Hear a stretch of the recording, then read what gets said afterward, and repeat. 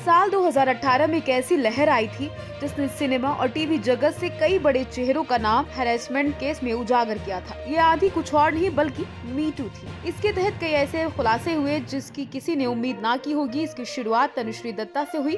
उन्होंने नाना पाटेकर समेत गणेश आचार्य तक गंभीर आरोप लगाए। इसके बाद इंडस्ट्री की कई एक्ट्रेसेस ने अपनी आवाज बुलंद की। इसी में से एक नाम है डायरेक्टर साजिद खान का, फराह खान के भाई। उनका भी नाम मी टू के तहत आया था। उस समय वो हाउसफुल 4 की शूटिंग कर रहे थे। इसमें नाम आने की वजह से उनके हाथ से कई प्रोजेक्ट चले गए। जीवन में उन्हें कई परेशानियों का सामना करना पड़ा। इसी बीच जब उन्होंने खुलासा किया है कि इन 6 सालों में साजिद ने अपनी कई बार जान लेने तक की कोशिश की है। दरअसल साजिद खान ने मी टू में नाम आने के बाद से बातचीत में बताया कि हैरेसमेंट के आरोपों के बाद किन मुश्किलों से गुजरना पड़ा। उन्होंने बताया कि 6 सालों में वो कई बार अपनी जान लेने के बारे में सोच चुके हैं। उनके ये 6 साल बहुत खराब बीते थे क्योंकि उनके पास काम नहीं था।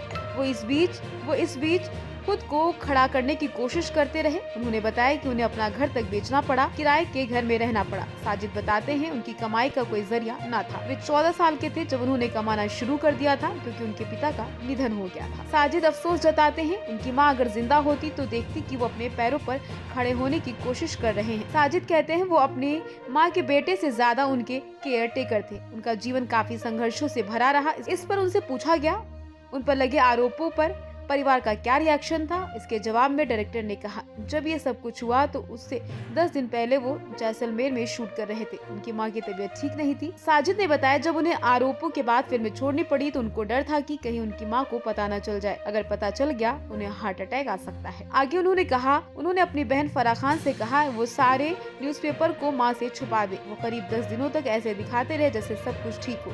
वो घर से बाहर आते जाते रहे ताकि माँ को लगे वो शूटिंग पर जा रहे। साजिद महिलाओं को लेकर कहते हैं उन्होंने कभी भी किसी महिला के बारे में ना तो कभी बुरा कहा ना ही कहेंगे। उन्होंने ये भी कहा मी टू में बाकी जिन लोगों का नाम आया था वो काम पर लौट चुके थे लेकिन वो खुद नहीं जा पाए थे। ये उनके लिए काफी बुरी फीलिंग्स थी। उन्हें एहसास हुआ उन्हें अपना जीवन बदलने के साथ ही लोगों से बात करने का तरीका भी बदलना।